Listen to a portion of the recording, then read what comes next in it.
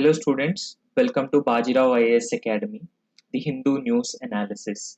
See, today we have a set of very important news articles. These news articles are relevant for both prelims and mains exam perspectives, right? So first look at the mains relevant news article. The first news article is India as most populous can be more boon or bane, more boon than bane. See, recently United Nations Population Fund has released data on population of different countries. The data says that India is likely to overtake China as the most populous country by the mid of 2023. So therefore, in this context, we will understand whether the demographic dividend is a boon or bane. If it is a boon, what are the measures the government should take to derive the benefits from the existing demographic dividend? Okay, so the next news article will be a new trioca for India's northeastern region. You know, India's northeastern region is strategically very important because it has a huge, vast natural resources, and it is also sharing international borders with several of countries, and it will also be a gateway for Southeast Asia and a major factor in India's Act East policy. Okay, so in this context, we will understand the actual potential of the northeastern region. What are the investment options? What are the investment options available in the northeastern region? How we could cooperate with countries like Japan and Bangladesh to further tap the potential which is in the northeastern region? How could we create the opportunities for the people of northeastern region? So all these factors we will discuss in this article. Okay, the next important news article is European Union's new crypto legislation. Now countries have been looking to regulate the cryptocurrencies, especially after the advent of Bitcoin. Several countries have been looking to regulate crypto coins because crypto coins are a major source of terrorism, drug trafficking, human trafficking, and several other cybersecurity related incidents. So therefore, European Union is the first supranational organization which brought such a legislation to comprehensively regulate the cryptocurrencies. And these are a set of important articles for prelims examination point of view, right? So for the prelims point of view.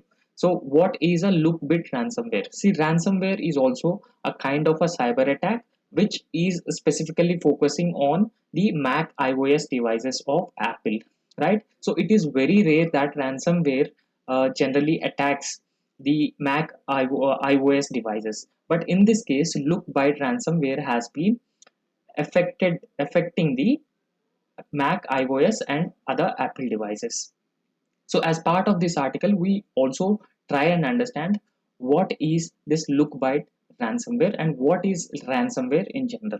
Okay, the Ministry of Jal Shakti has been planning to set up a network of sensors to monitor groundwater quality. We also know that the aquifers have been rapidly degrading because of indiscriminate exploitation of the groundwater resources. That adversely poses a challenge. Water crisis like situation would emerge in India if not managed. So that the center, especially the Ministry of Jal Shakti, has been planning to set up such a sensors across the country. So the last article will be center will clamp down on Ponzi apps. So as part of this article, we will also try and understand what is a Ponzi scheme and what Ponzi apps effectively do. Because Ponzi scheme and Ponzi apps are very important for prelims exam point of view. Okay, so these are the important news articles for today's discussion. Right. So as discussed earlier, uh, United Nations Population Fund has come up with a data on the population of different countries. However, uh, the population of India is set to overtake China by the mid of this year 2023. However, several other countries like Japan, China, and USA have been facing the problem of aging population. Right? So they have a aging population, and the fertility rates are also significantly lower. So in this context, how the demographic dividend and high fertility rates and higher population in India can be effectively used in order to generate gains through this demographic dividend in order to increase the economic growth and economic development in our country, so that the dividends of the existing demography can be effectively reaped. Okay, this article has been a very well discussed all these factors in a very positive manner, right? So, very known fact that China is projected to hand over the baton of most populous country to India. So, as of now, China is the most populous country in the world. However, by the mid of 2023, India is set to overtake China as the most populous country.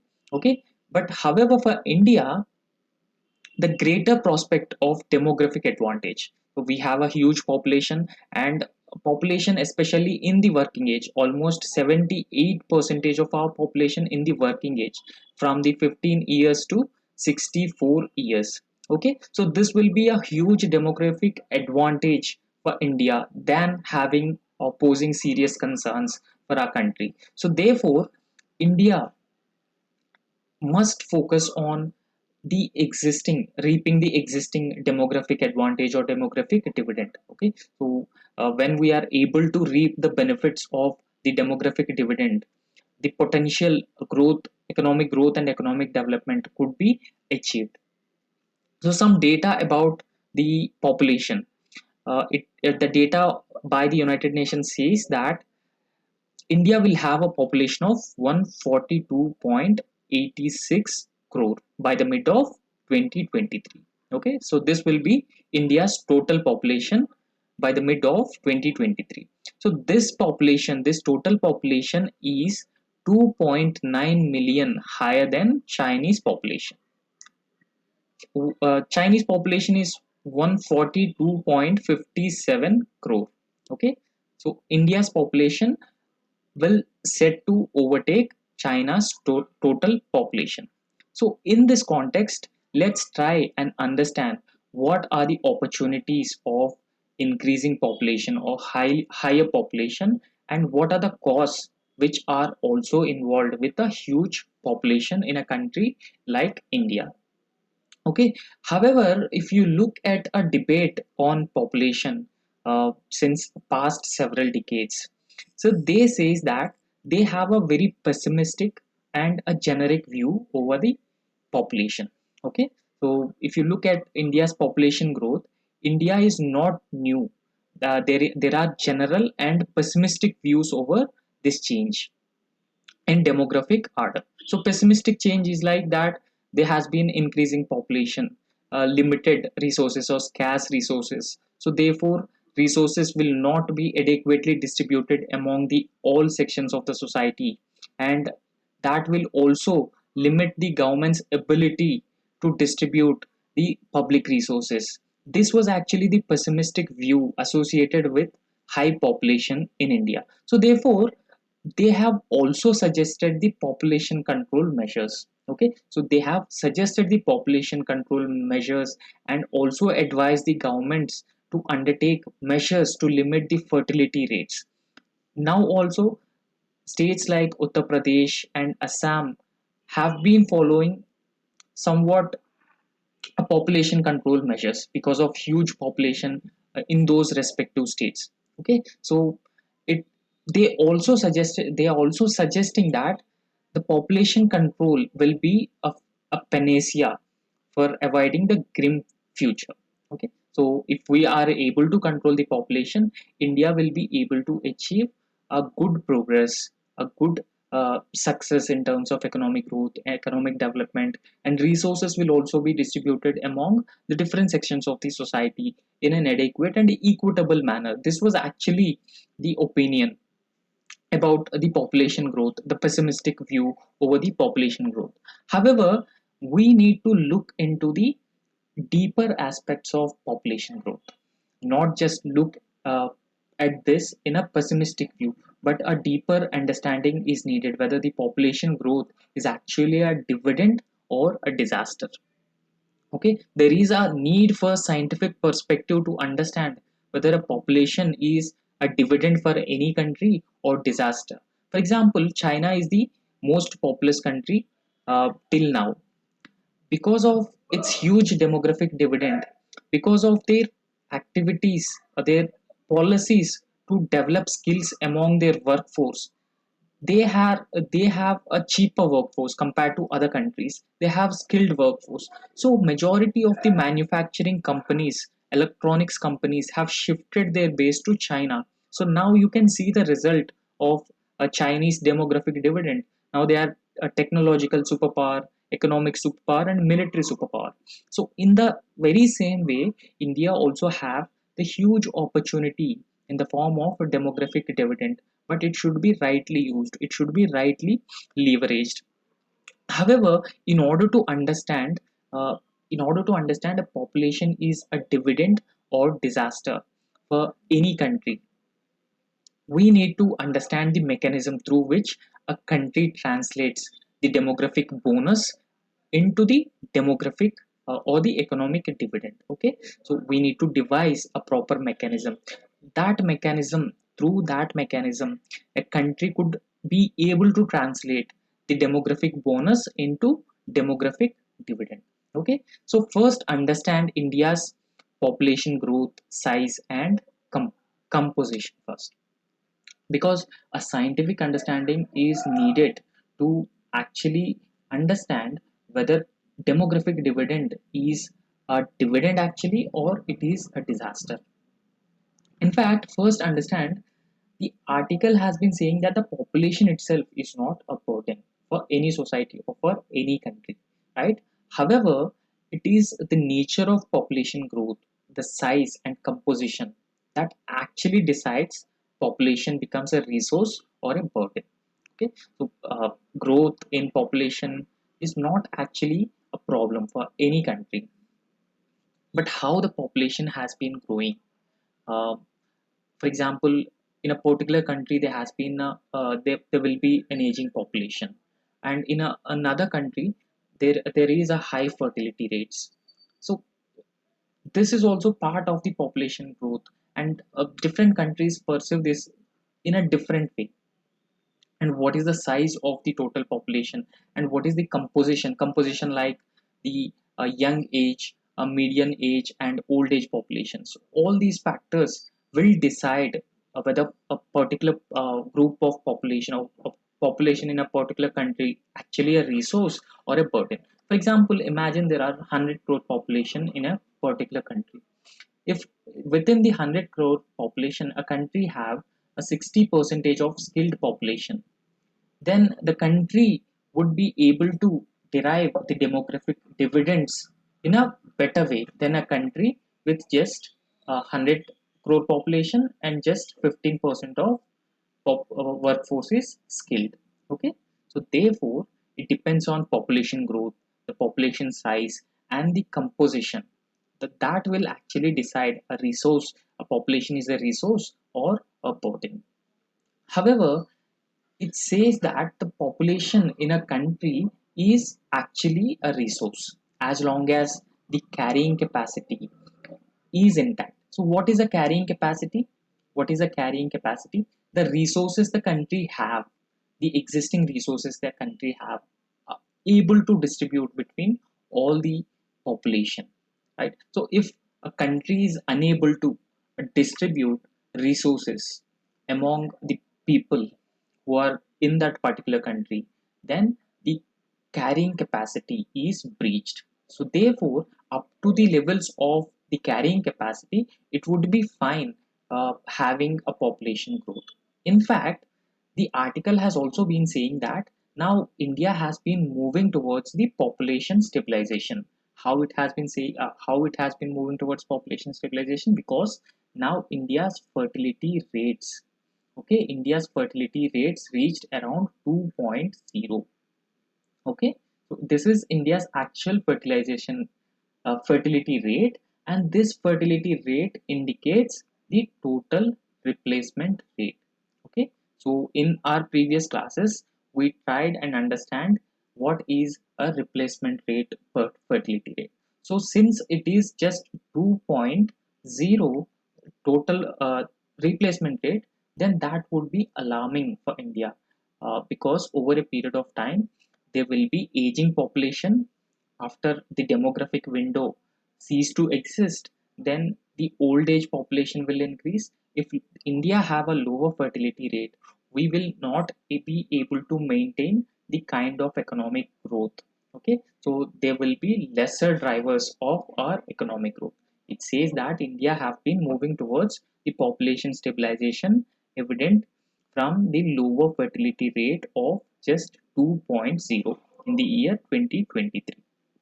This also symbolizes the replacement level fertility, meaning two children replacing their parents, two parents, and for them two children, and these two children are replacing their parents. So this is the replacement rate of fertility.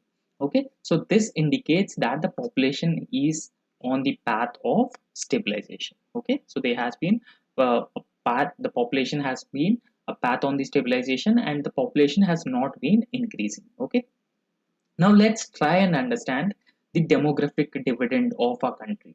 Okay, so United Nations Population Fund says that India have a 68 percentage of working age population, out of the total population. So 68 percentage of working population is a very high. Uh, you know, so it can effectively translate into a demographic gain for any country.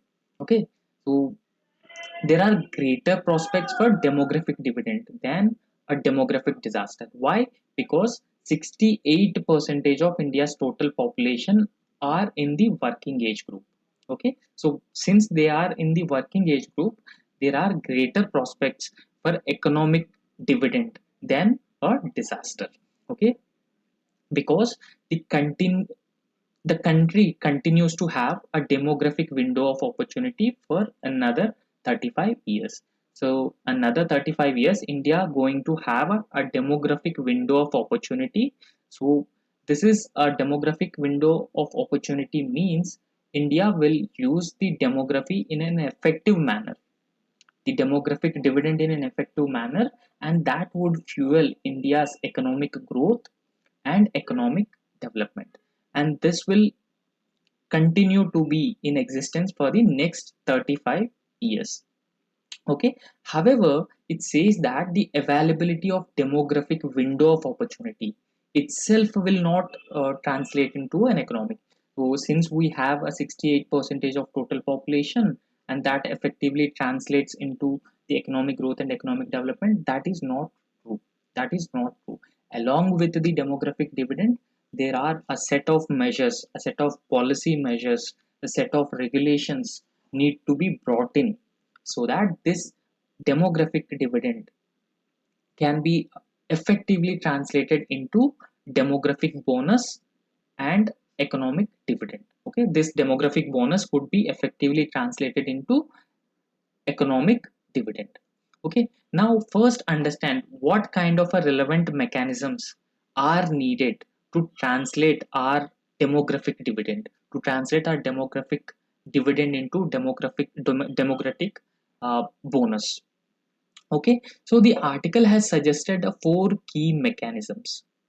These four key mechanisms can translate a demographic bonus into demographic dividend. So what are those key mechanisms? They are, we already know, these are generally discussed, you know, to improve the skill development, education, healthcare, and conditions conducive for the favorable policy. For example, governance, good governance. So all these factors would help make our 68% demographic bonus would effectively make transition into economic gain.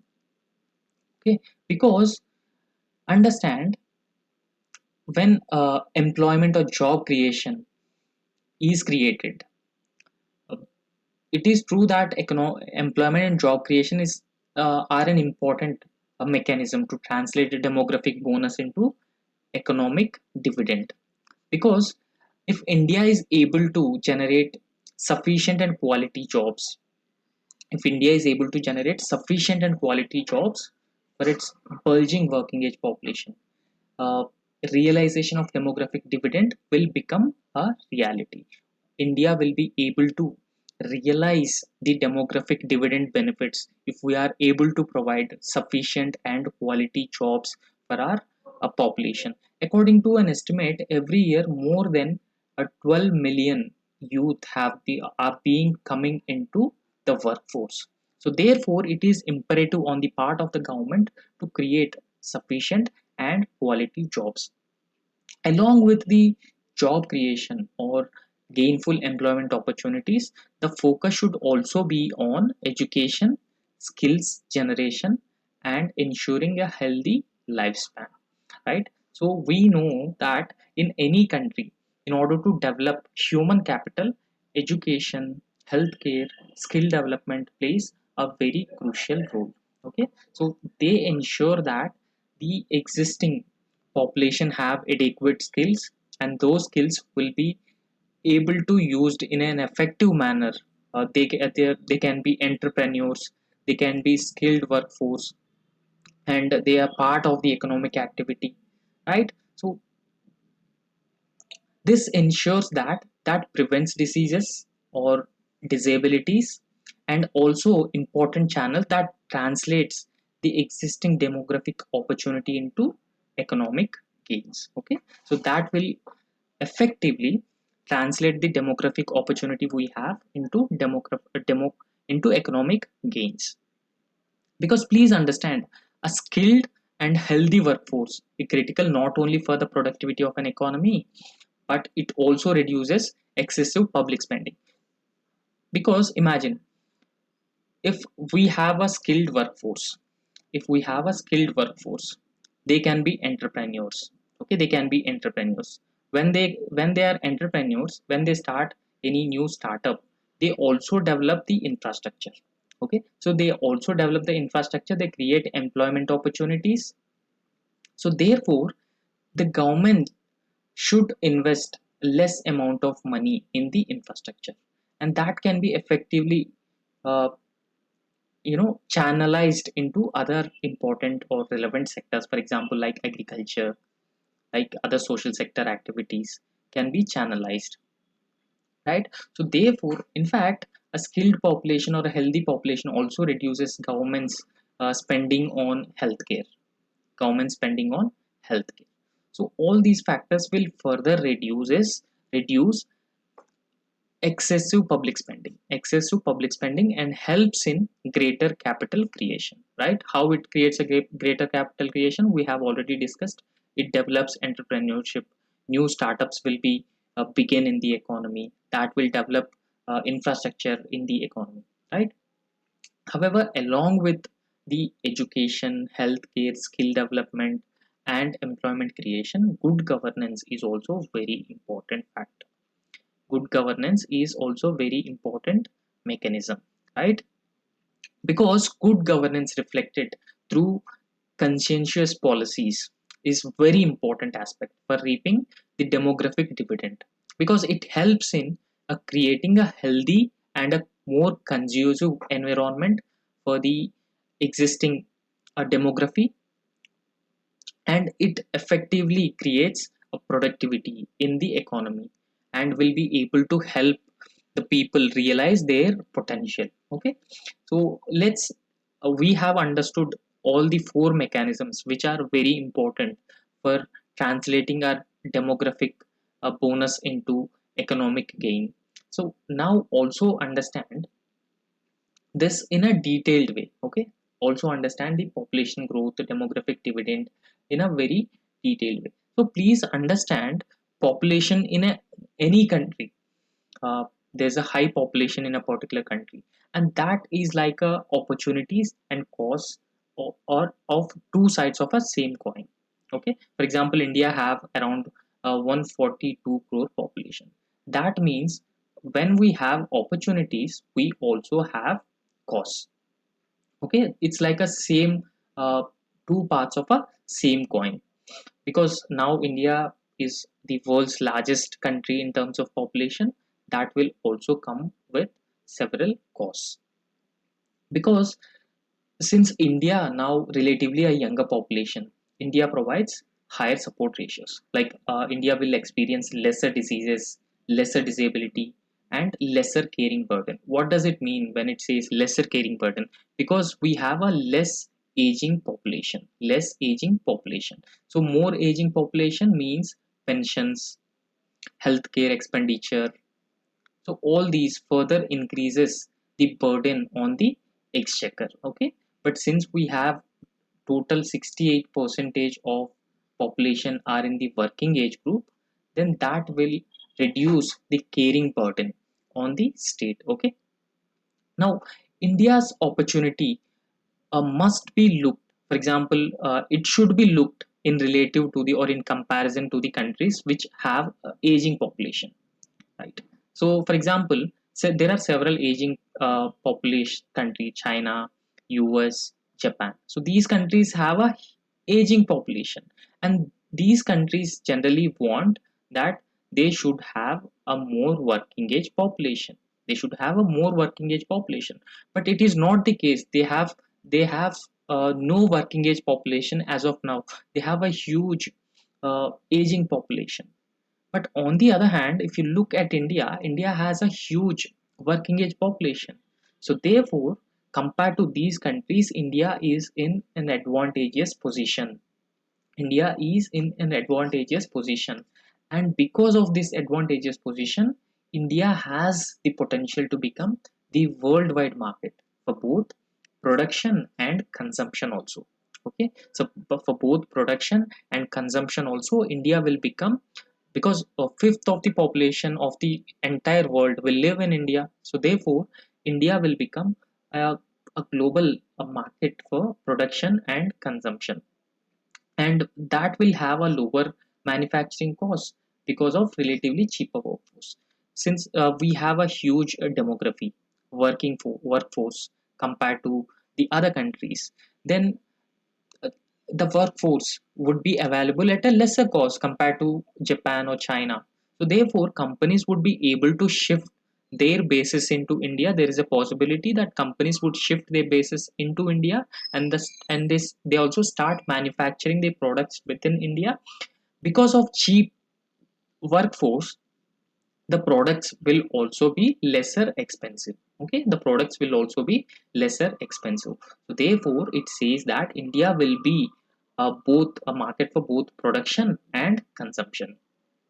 Also understand, uh, there is a evidence, uh, this is evident from India's IT sector, how India's IT sector has grown, because now in US majority of the activities are outsourced to Indian employees, because Indian employees work with a very less salaries compared to their US counterparts, less salaries compared to their US counterparts. Because of this reason, the IT sector has developed in an enormous way in India. And when it comes to the IT exports, India has a favorable balance of trade, okay, a surplus account. So therefore, India's demographic dividend will also give such a dividends in the long run. Okay. However, the available demographic opportunity in the form of greater share of the working age population. We have discussed the total 68 percentage working age population. That is called demographic opportunity, or the demographic window for India, and that in fact have the potential to boost the per capita GDP by at least 43 percentage. So the per capita GDP of each individual can be increased by 43% by the year 2016. This is all possible because of the working age population and the favorable demographic opportunities. And that will also improve the economic political environment, and that will also require a conducive political, social and economic environment in this country. Okay, so in order to get the desired benefits out of the demographic dividend. However, it is also discussed that India's total fertility is around 2.0. It is near to the replacement levels of fertility rates. However, if we have experienced fertility rates less than 1.8, if we experience fertility rates less than 1.8, that will also be a problematic for India, because over a period of time, what happened? India's aging population will further increase. India is in the stage of development, not yet developed maybe, but in the stage of development because of the working age population. But if we are able to, if India experiences lower levels of fertility rate, then we do not have adequate amount of workforce in our economy at the time when we have a huge aging population, and we will not be able to achieve the desired levels of development, right? So it says that we getting old before actually getting rich. The drastic population control methods run the risk of inducing forced population aging. So forced population aging, so that will lead to the aging population, and that would result in nation getting old before actually getting rich. And what has been causing more damage than we have been discussing, that the climate change is a major concern and the economic harm is also causing major concern. So apart from climate change and the economic harm, what causes more damage is unsustainable production, consumption, and unequal distribution in the visible population size. See, because of the unequal distribution, unsustainable production and consumption in an economy, there have been trends that population is a major reason for the lower growth rates or poverty, high rates of poverty, states inability to provide education and healthcare for the people. But this is not the actual reason.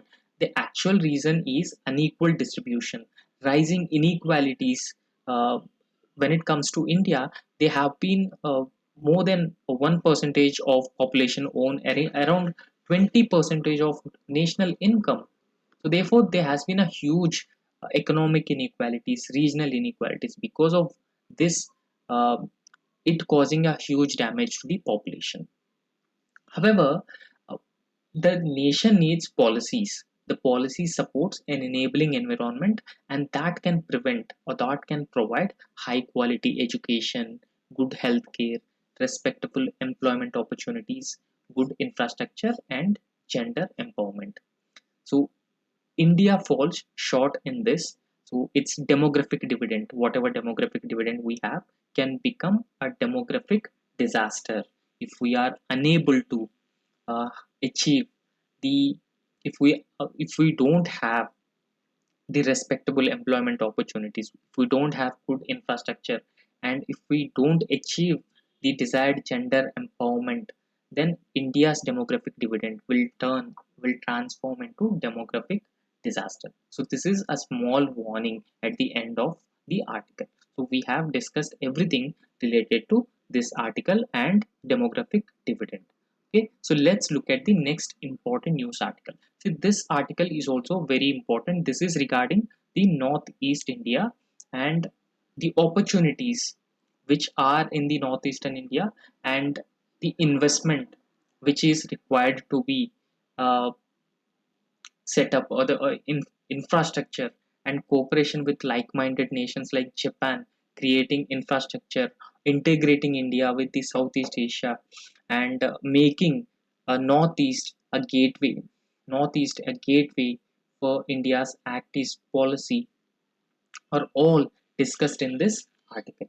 Okay, so let's try and understand this this article is also very important for the examination point of view, especially paper 3. Okay, for the paper 3, this article is very important. Understand, uh, in the Northeast, India's northeastern region, we have 8 states. Okay, so in Northeast we have around 8 states. So we all know what are those 8 states. The states include Arunachal Pradesh, Assam, Manipur, Meghalaya, Mizoram, Nagaland, Tripura, Sikkim. So these are the 8 states which are part of India's northeastern region. Now they are undergoing a dramatic change, a transformational change in the recent past. Okay, because of the government's sustained push to develop infrastructure and government's collaboration with the like-minded nations like Japan to increase investment in northeastern region have been giving the positive result, and that has been leading to a dramatic change, a transformational change in the northeastern India. It has overcome several security challenges. In fact, one decade past, northeastern region is traditionally known for insurgency. Okay, it is traditionally known for insurgency and violence, and several groups who are even demanding a separate statehood or secessionist movements, ethnic movements. However, if we look at the northeastern India now, uh, we are able to overcome several such security challenges. Okay, we are able to overcome several such security challenges. So the best example for this was government agreement with the National Socialist Council of Nagaland uh, last few years, Isaac Muvaya. So that was a peace accord signed by the government of India with the northeastern militant group. Okay, so in order to instill peace in the northeastern regions, and in order to make those states develop at par with the other states in India. However, along with the improved security situation, dealing with the security challenges in a successful way, northeastern states now, or the northeastern region now, heading towards economic development, political change. So there has been a move towards economic development and also a possible political change in the northeastern region. However, if you look at the northeastern region, it has an extensive web of linkages with neighboring Bangladesh. Okay, so a web of linkages with the neighboring Bangladesh. So besides this, Japan has emerged as a significant development partner for both India and Bangladesh. In recent times, Japan has emerged as a most important investment partner because understand, Japan is the only country allowed by the government of India to invest or to develop infrastructure in the northeastern region, because northeastern region is very sensitive, strategically very important. So India cannot afford any other foreign country investing in northeast other than our close friends like Japan. Okay, so now Japan has emerged as a significant investor in the infrastructure development, not just in the northeastern region but also in Bangladesh. Okay, so recently there was a dialogue, India Japan intellectual dialogue, that was held on April 11, 12, 2023 this year.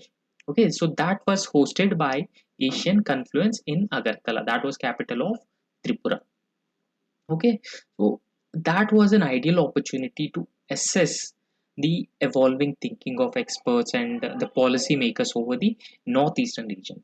It in fact showed that may produce the current decade, so the 2021 to 2030 decade, this decade may produce a path-breaking changes in the northeast, bringing the trioca of Bangladesh, Japan, India, right?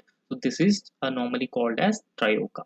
So these countries together could bring a path-breaking changes in the northeastern region.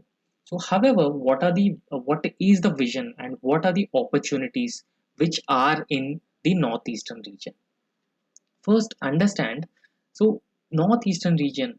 So, the in the northeastern region and especially in the Bangladesh, one of the most important projects that is under development is Matarbari Deep Sea Port.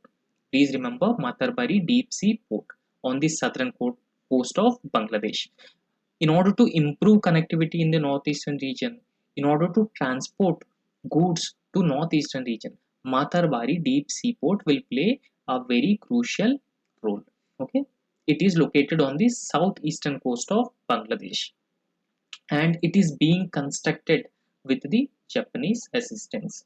So earlier part of this discussion, we have discussed Japan has emerged as a major or a significant investor in both northeastern region and northeastern India and Bangladesh. So therefore, this Matarbari deep sea port is also constructed by the Japanese assistance or with the Japanese assistance. However, along with that, a recent ASCON Asian confluence study envisages that the port to be a game changer. Okay, so the port will be a game changer. Game changer means it will transform the existing scenarios in terms of trade, infrastructure development, investments, and the sustainable livelihoods of the people. So overall, this port will be a game changer. In order to make this port optimally viable, the port will have to cater the needs of Bangladesh and India's northeast. If this port, the Matarbari deep sea port, to be able to optimally viable, it should cater to the needs of both Bangladesh and India's northeastern region. Now see, uh, there has been an effort to increase connectivity, road network, railway network across the northeastern region. So it is not enough without creation of regional industrial value chains. Okay, so we, along with developing road networks, railway networks, and air freight, it is also important to create industrial value chains within the northeastern region, because rapid industrialization in the northeastern region uh, is definitely plays a very crucial role. And also the government should select uh, areas where northeastern states have a competitive advantage. When it comes to industrialization, the center should select areas or the sectors where northeast enjoys a competitive advantage and assumes significance. Because if there are few areas where northeast India have generally uh, enjoys a competitive advantage. For example, these orchids, okay, orchids cultivation is one area northeastern India has been enjoying a competitive advantage. So the government should select such sectors, such areas that will effectively leveraged and that will help in developing infrastructure, creation of investment, infrastructure, economic development, social development, poverty alleviation, all these factors. Okay. However, along with these measures, roads and ports must be accompanied by job opportunities. There is a need to create gainful employment opportunities and quality jobs for the youth in the states of northeastern India.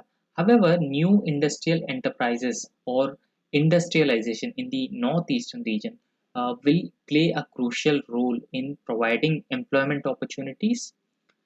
However, the industrialization or industrial entrepreneurship could be possible when we have a national investors, when northeastern India uh, able to attract more and more international or foreign investments. Please remember, Japan, as of now, Japan is the only country which can invest in the northeastern region, other than uh, I mean only in the northeastern region. So, a joint focus on a comprehensive connectivity and accelerating industrialization in Bangladesh and Northeast is likely to be a priority going ahead. So, this will be a priority. Developing infrastructure, connectivity, and industrialization both in Bangladesh and Northeast India will be a priority. So, if you look at the Northeast India traditionally have a certain advantages. It is blessed with certain advantages. So, those advantages are a vast natural resources, and it's a strategic location because it shares international borders with Nepal, Bhutan, China, Myanmar, and Bangladesh. Okay, because this is an asset for the northeastern region. Because of these reasons, there is a need to create value chains, and manufacturing products should encompass diverse sectors. So the sectors ranging from agro-processing sector, man-made fibers, handicrafts, assembly of two-wheelers, perhaps the mobile phones and pharmaceuticals. So these all areas have should be developed or should have the potential. I mean, Northeast India have the potential to accommodate all these sectors along with the population, because Northeast India have a good education standards and skilled population also, and they already excel in service sector, drawing potential investor attention. Because they are already excelling in the service sector, they also attracting the attention of the investors. Okay, so but in order to achieve this, there are certain challenges which we need to address, or which we need to take care of. So what are those challenges? So there are challenges, and that can be addressed by expanding the policy convergence. We have several policies, right? uh, those policies need to be converged recently, like a PM Divine.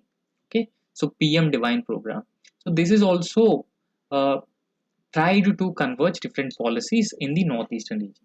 So there is a need for policy convergence and taking people along, people taking people along with the policies.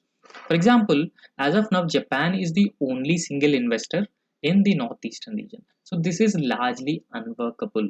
The government should think to attract or allow other investors, other foreign investors who are from the friendly countries, and also from India. Investors should be encouraged to set up or invest in the northeastern region. So along with that, India must ease some restrictions on flow of investments from Bangladesh to northeast. As of now, there are some restrictions from the Bangladesh side to invest in the northeastern region. So the government must also ease restrictions on the flow of investments from Bangladesh.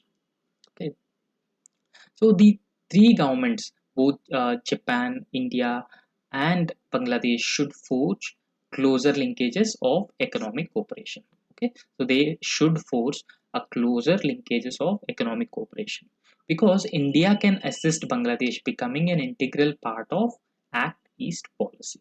This is a flagship uh, policy of Government of India to link overall India with the rest of Southeast Asia. However, along with the above mentioned issues, there are two additional points that require the consideration. Okay, so that require consideration. So the first thing is that when we are dealing with the issues of regional cooperation and integration, so when we are discussing or dealing with the issues of regional cooperation and integration of the region, it should not be looked separately with the BIMSTEC. Okay, because BIMSTEC have the aspiration of establishing a Bay of Bengal community. So the Bay of Bengal community should be achieved by integration of these countries economically and through connectivity, developing connectivity. So therefore, when we are discussing about regional cooperation and also integration of the region, it should not be viewed separately with the BIMSTEC.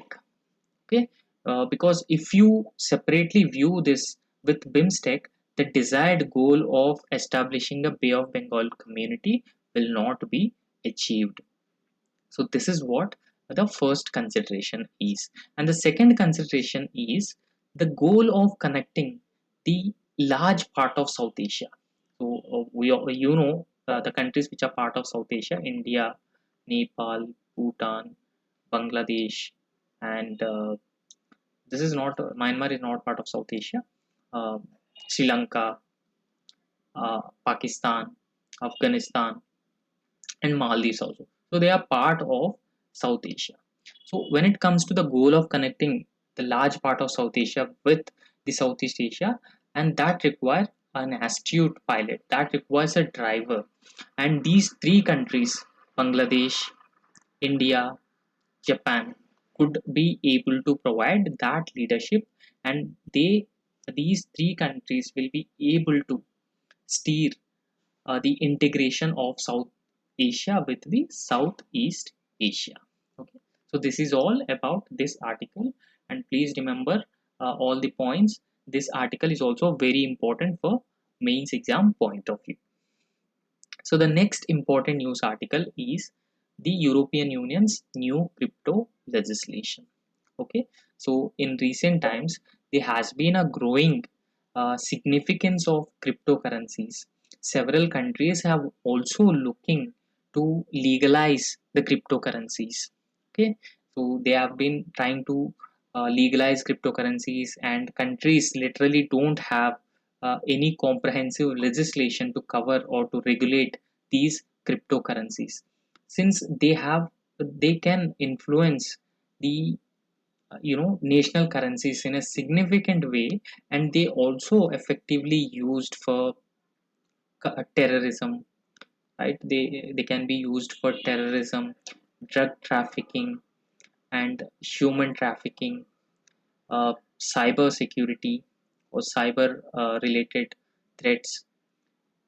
There is a need for cryptocurrencies, not just for these purposes. In order to protect the investors, there is a need for a comprehensive legislation on cryptocurrencies. So before actually discussing this article, see, this article is also very important because what is the current regulatory scenario of cryptocurrencies in India? We will also discuss this, but before actually discussing this, first understand what is a cryptocurrency. Okay, so what is a cryptocurrency? Cryptocurrency does not have any intrinsic value. It does not have any intrinsic value. For example, if you imagine gold, okay, so gold have an intrinsic value, but cryptocurrency on the other hand does not have any intrinsic value, and it is not redeemable for any other commodity such as gold. So it cannot be redeemable. And also understand, it has no physical form. It is just having a digital form. It have just a digital form. Because of this reason, they are called as cryptocurrencies. So they only exist or work in networks. And also understand, its supply is not determined by central banks. Central banks cannot regulate cryptocurrencies, and its supply is also not determined by central banks. And the network of which cryptocurrencies host is also decentralized. Decentralized means anyone, this is like an open network and anyone can access the network. Okay, now cryptocurrencies are completely in decentralized. Okay, so first understand what is a cryptocurrency. Cryptocurrency is a medium of exchange, like a currency, and that is created and stored electronically in blockchain. Okay, so blockchain is a decentralized ledger. Okay, it is a decentralized ledger, and so it uses encryption techniques to control the creation of monetary units and also verify the transfer of funds. The best example for cryptocurrencies is Bitcoin. Okay, so you have understood what is a cryptocurrency, what is the characteristic features of cryptocurrency, and the example of cryptocurrency. Now understand this legislation. The legislation is called as MiCA. Okay, in prelims you may get the question, what is MiCA? So markets in crypto assets. This legislation name is markets in crypto assets. Okay, recently the European Parliament, the European Union is a supranational organization. Okay, this is a supranational organization. Total member countries of European Union are 27. Okay, so the European Parliament is a legislative body for the European Union, and 27 country bloc European Union has approved the world's first set of comprehensive rules to bring a largely unregulated crypto markets under the ambit of regulation by the government authorities. So European Parliament has passed a comprehensive legislation. This is the world's first comprehensive legislation, and that will effectively bring, or that will effectively regulate the cryptocurrency markets, and uh, that will be regulated by the government. So this regulation called as markets in crypto assets. Okay, MiCA, markets in crypto assets, and that will come into force after the approval is given by the member states. Okay, once the member states gave their approval, this will come into force. However, first understand why this regulation is actually needed, why there is a need to regulate cryptocurrencies. Because They wanted to harmonize crypto industry and also give European Union a competitive edge in its growth compared to, because several countries like US, UK, China, India, they don't have such comprehensive legislations which regulate the cryptocurrencies as of now. But on the other hand, European Union have passed such a comprehensive legislation. So this will give a proper edge, a proper competitive edge in the growth of cryptocurrencies, especially in European Union. And this will also help harmonize the cryptocurrency industry. Harmonize the cryptocurrency industry, not just harmonization, but will also regulate the cryptocurrency industry. Because when you make a legislation, on an issue like cryptocurrencies, there are a set of rules, there is a clarity about the cryptocurrencies, and that will give a huge competitive edge for any country. Okay, first also understand what kind of assets are covered under markets in crypto assets. Okay, so what are the kind of assets which are actually covered?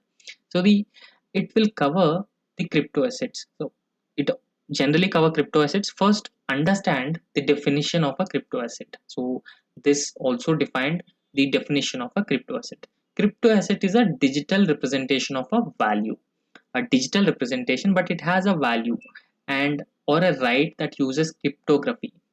Cryptocurrencies use a technique called cryptography for security reasons. Okay, so that is in the form of coin, token, or any other digital medium which may be transferred or stored electronically using distributed ledger technology, that is blockchain technology. Okay, so this is the definition of crypto assets given by the European Parliament.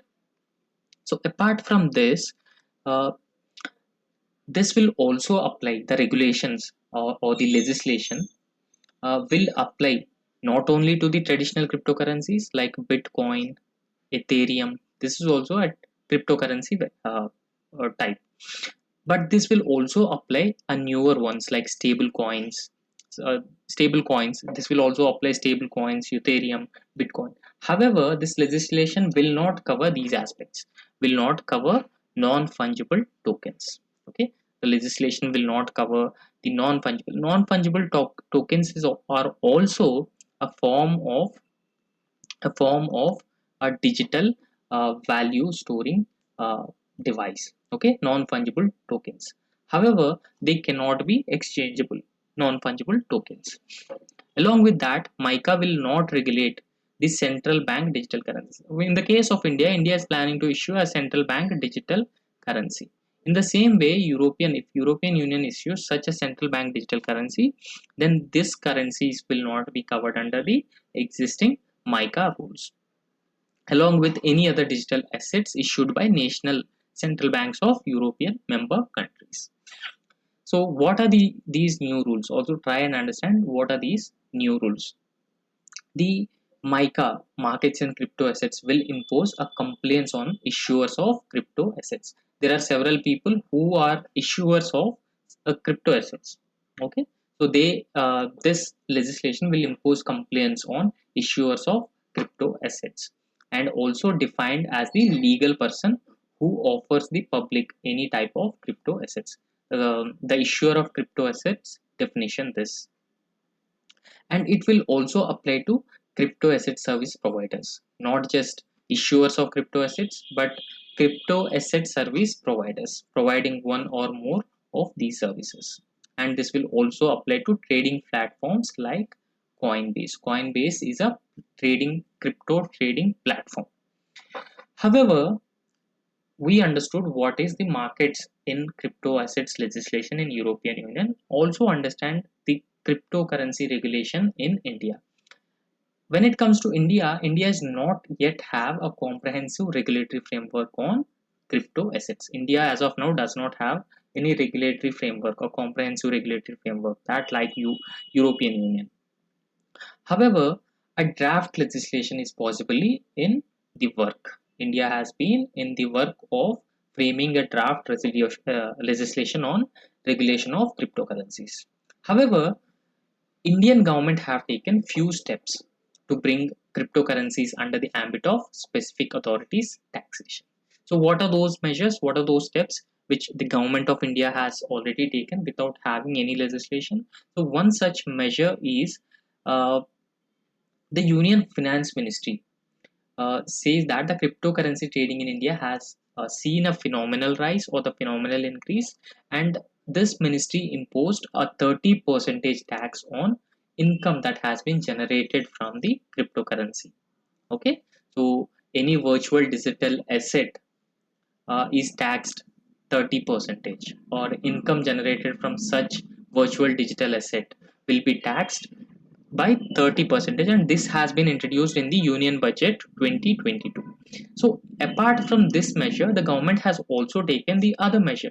The other measure is the government placed all crypto related transactions involving virtual digital assets under the purview of prevention of money laundering act. Okay, so this will prevent money laundering, terror financing, and financing drug trafficking or any other illegal transfer of cryptocurrencies. Okay, so the government has also brought all the uh, transactions under the Prevention of Money Laundering Act. So this is all about the cryptocurrencies legislation regulation in European Union, and what is the scenario of cryptocurrency regulation in India. So the next very important news article. See, this article is particularly very important and relevant for prelims examination perspective. Okay, this is ransomware, because there are questions like lockbite is frequently in news related to which of the following. So in the same way, UPSC asks such simple questions. So therefore, you have to understand what is lockbite and what is ransomware and why it has been targeting the Apple computers. First, try and understand ransomware. So what is actually the ransomware? Ransomware is a kind of a cyber security threat or cyber security incident. Okay, so it is a malware that can cost. So first, try and understand what is a ransomware. uh, if we have a system and that system is infected with a malware, okay, that system is infected with a malware. So in system we have several files or data. So when you open the system and you wanted to access these files, you cannot be able to access these files, because the malware which has been entered into your device will encrypt your files. So therefore you will not be able to access your data, and the data will be locked. The data will be permanently locked, and now you will get a message. So the message says that your data is locked. If you pay money to us, only then we will decrypt your data. Okay, this is what the type of ransomware which generally uh, the, it defines or they signifies ransomware. Okay, so they demand payment after data is locked. You'll get a message and they'll demand payment, and they'll ask you to make payment in cryptocurrencies. So this is what ransomware actually is. However, within 15 minutes you will get a message, uh, your device has been infected with the ransomware, so you have to pay a ransom. You have to pay some money to us in order to decrypt your files, or in order to make you access your file. So this is actual definition of ransomware. Ransomware is a malware where computer becomes infected and ransom is demanded to regain access. Okay, so whatever we have discussed has been given in this definition. Okay, so this is what actually, and also understand, like lookbit, WannaCry is also a kind of a ransomware variety. Okay, so this is also WannaCry. Remember also WannaCry along with lookbite. And some measures are also suggested. Never pay anything. So even if they ask, never pay anything. Always download security updates and be wary of unknown websites, emails, or downloads. So here, in a very detailed manner, it has been given. So first step when your computer is infected with ransomware. What happens? Let's understand. Ransomware starts with an unsolicited email that intends to lure victim into clicking a link. For example, you get a mail in your device, and this mail contains a link. So if you click on these link, then the malware will enter into your device. Okay, so the malware will enter into your device. So once the malware enter into your device, the this take advantage of a glitch in the operating system and software to run infecting code. So once you click on this, the malware will infect your device, and then it encrypts the data on your system. So whatever data you have, that will not be accessible by you because it will be encrypted by the uh, malware. Okay, and then the attacker send a mail, demand the money, cryptocurrency, to decrypt your data. So your data is encrypted. You, in order to access your data, you have to pay me some money. Only then we will decrypt your data. So however, some ransomware have even the potential to spread to other computers on the network. So there are several computers which run on one single network, and if one computer is infected, that will also infect other computers as well. Okay, that actually the potential of ransomware. So this article says that Lockbit, this is actually a ransomware found to be targeting Mac devices or iOS devices, Apple devices. So earlier it was very rare that uh, such ransomware is targeting uh, iOS devices, Apple devices. But now this Lockbit has targeted the Mac devices. Cybercriminals have developed a new ransomware, and that encrypts encryptor designed to target Mac IOC devices, and making this the first major ransomware operation specifically target the Apple computers. So this is actually the first ransomware operation. Okay, that specifically targeting Apple computers. So what is a Lockbit ransomware? What is a Lockbit ransomware? Actually, the first reported this Lockbit ransomware in the year 2019, and it is also dubbed as ABCD virus. Okay, this is also dubbed as ABCD virus. The Lockbit ransomware is designed to infiltrate the victim system and encrypt important files. So whatever we have discussed earlier, that has been given here as well. So it infiltrates victim systems and encrypt important files. And the virus categorized as a crypto virus due to its request for payment of cryptocurrency.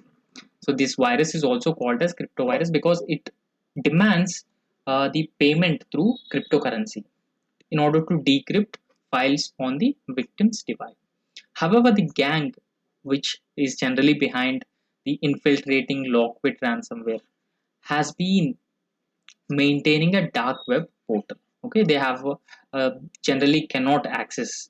So they are maintaining such a dark web portal to recruit members and release. If a person don't pay the ransom, they will leak the data in the dark web, or they will put the data for sale in the dark web. So this is all about the Lockbit ransomware. Please remember this Lockbit ransomware because UPSC may ask along with the WannaCry ransomware.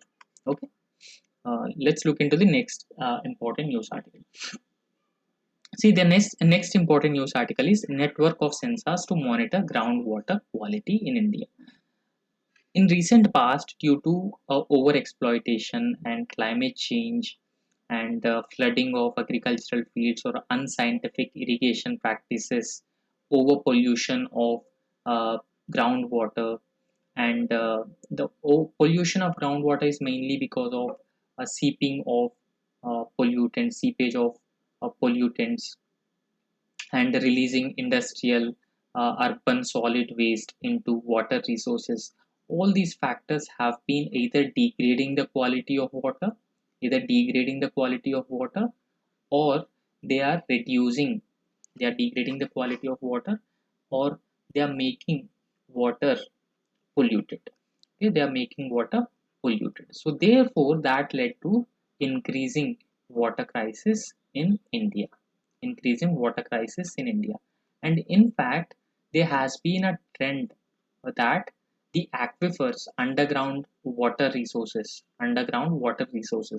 have also been gradually declining. Underground water resources have also been gradually declining.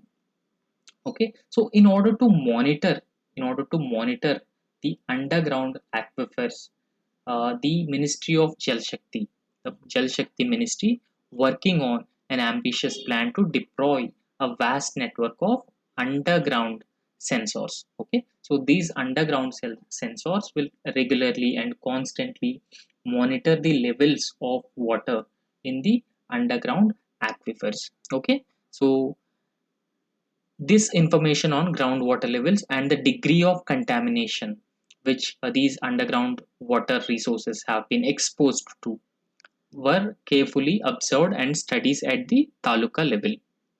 However, currently this information is actually measured by a handful times, or not regularly monitored, but only monitored occasionally. Okay.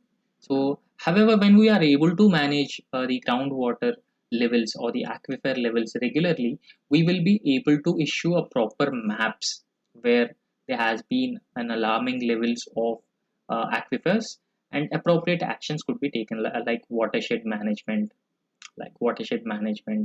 or rainwater harvesting. So such measures could be taken, and imposing restrictions on exploitation of water resources. Therefore, this will help, the network of sensors will help monitor and also conserve the groundwater.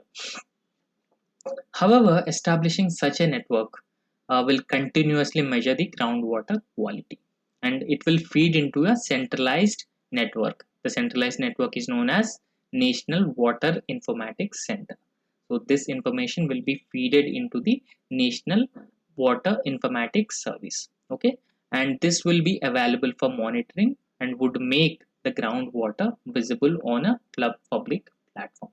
Okay, this will make the groundwater levels visible, like how air pressure we constantly monitor moisture, precipitation. In the same way, we will also monitor this. So we can potentially provide groundwater forecast to farmers. Okay, so we first analyze the pattern of groundwater levels in the aquifers, and then provide groundwater forecast to farmers, and that would be useful for sowing and updating advisories that can influence groundwater extraction policies.